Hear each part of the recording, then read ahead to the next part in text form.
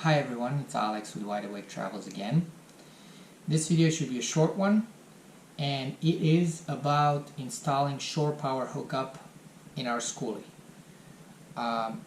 Usually people put either 30 amp or 50 amp. We opted for 30 amp because 50 amp isn't needed for us. 30 amp can power our air conditioner, our whole bus. If you choose the right air conditioner and you build the bus correctly, you don't need 50 amp. It's unnecessary. And 50 amp is 220. 30 amp still runs on 120 volts, which is what all of our appliances run on, if they're not DC.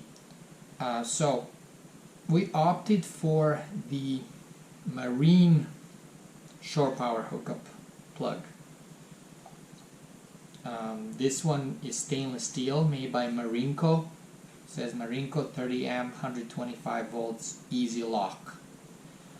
I like the look of stainless steel. There are some of them you can buy that are like plastic and people use them successfully, but I really like the stainless steel, so I got stainless steel for both water and the power. Here it is. So we're gonna need to drill the outside of the bus, and for that I just got a 2.5 inch hole saw. This plug comes with power inlet comes with a gasket, but either I lost the gasket or mine didn't come because I bought it on eBay. It normally comes with a black gasket, so I made my own rubber gasket for it. It does not come with screws, so I bought some number 8 1-inch long stainless steel oval head screws. I got them at AutoZone, but you can buy them Amazon, Home Depot, Lowe's probably. You can also use the 3/4 inch ones, but I went with 1 inch long. So I'll show you how I'm installing this and then wiring it. I suggest you use a 10 gauge wire for this. It's going to be 3 wires should be in the cable, right? So 10-3. And I bought marine grade 10-3 wire for that. It's made by what was it? Oh, Anchor. Anchor is the brand. I have Anchor. I've used Anchor for all my wiring. It's not solid core. It's stranded. Now for this bus, I bought 8 gauge because I always go overboard, and it's going to be a little tricky installing the 8 gauge here because this is not made for the 8 gauge. It's made for 10 gauge, which 10 gauge is enough for 30 amps. But I just always overdo things. But I'll make it work. Okay, so the total height is 4 inches of this of the inlet. So I wanted to install it up here, but I can't because it will be hitting the rivets, so I have to do it right here. And I measured the center where the hole needs to, the center of the hole needs to be 2.5 inches from the top. So I can mark it right here, 2.5 inches. So that's where I'm gonna drill the hole, because I also have the 2 water inlets that I'm gonna put either here or above, because they need to be above the, or at least one of them, actually both of them need to be above the water tank. So the shore power needs to be here, but water probably can fit here, so it has enough room to go into so I have a 90-degree angle to go into the tank. But for the power, all the wiring is going to be in the wall, so I can lower that. It doesn't matter where the water tank is. I wish I can put it up here so they're all in line, but it's gonna have to be here. Before I start drilling, I always center punch. So I'm just using this screw.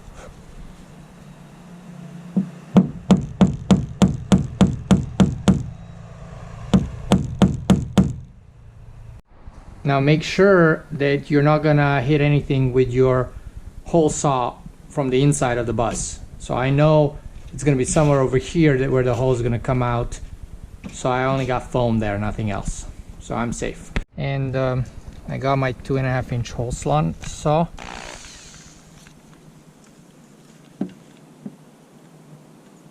All right, let's try.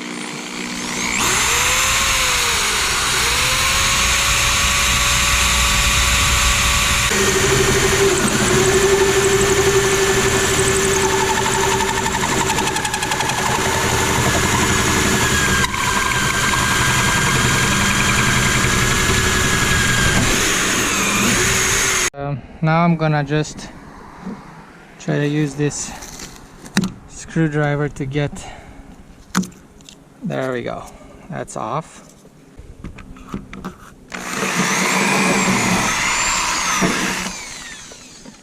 There we go.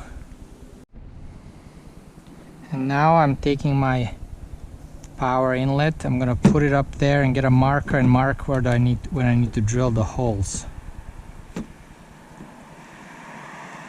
Gotta line it up.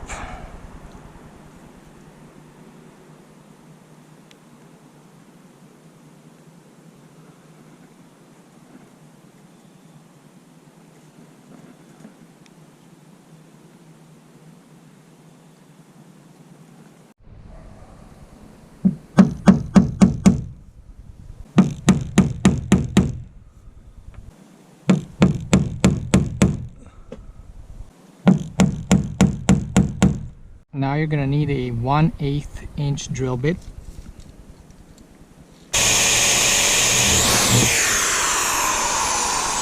And now I have this Rust-Oleum paint and primer because I want to cover this and protect this edge here. It's not just raw metal now, and the screw holes. So, but before that, I gotta tape the back sides because I don't want any paint spraying inside.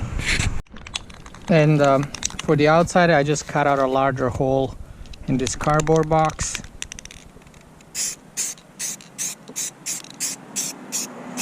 And now I'm stripping these wires, and what I'm using actually is the copper pipe cutter. I like it because I can control it well and I can slowly cut this shielding off. And I'm cutting it about 3/4 of an inch in, because all of that is going to go inside of the plug. All right.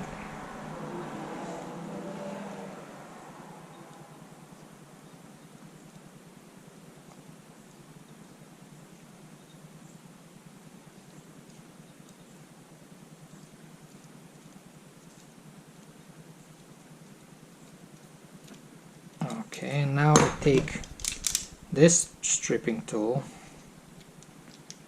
lining it up there, and just use it to pull out.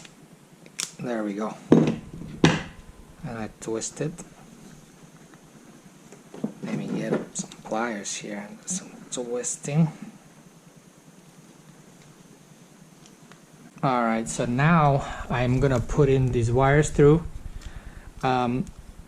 I stripped them 3/4 of an inch from the edge, and I am gonna put them through here.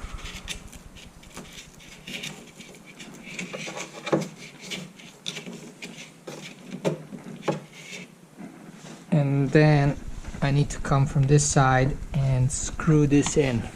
The wires in.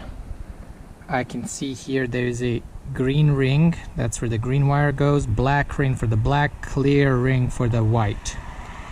Alright, let's see if we can get it now.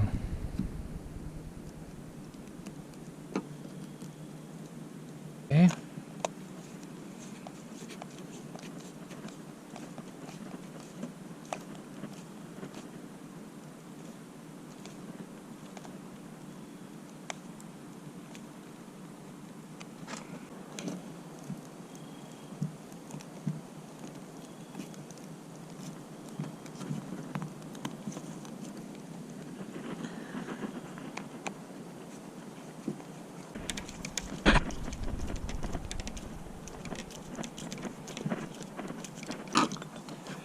Alright, let's get the gasket back on. it's looking to be going much easier than earlier.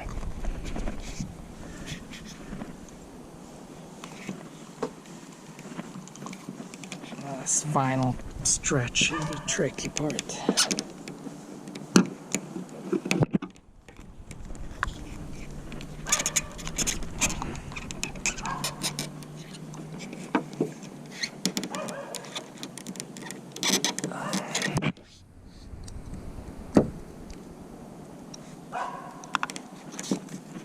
Well, I got it. Now I can come in here and screw this on.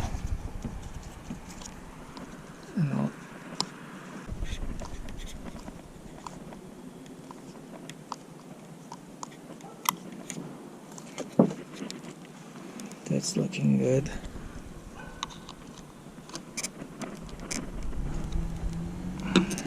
Now watch these wires here on this edge of metal.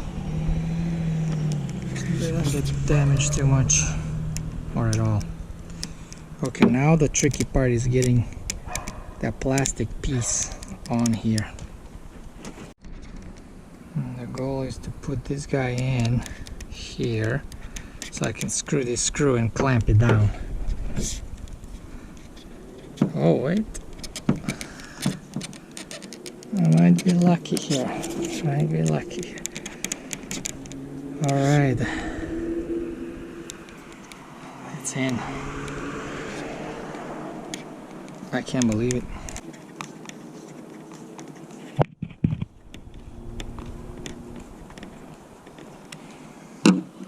All right. Now I can come around here.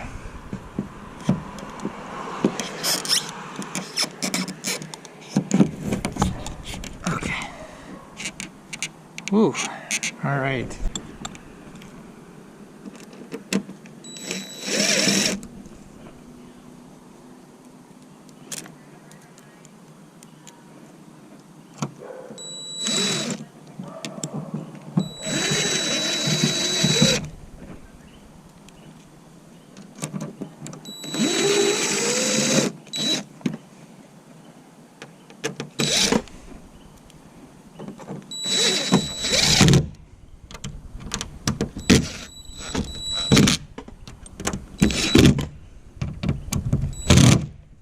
There we go. There it goes.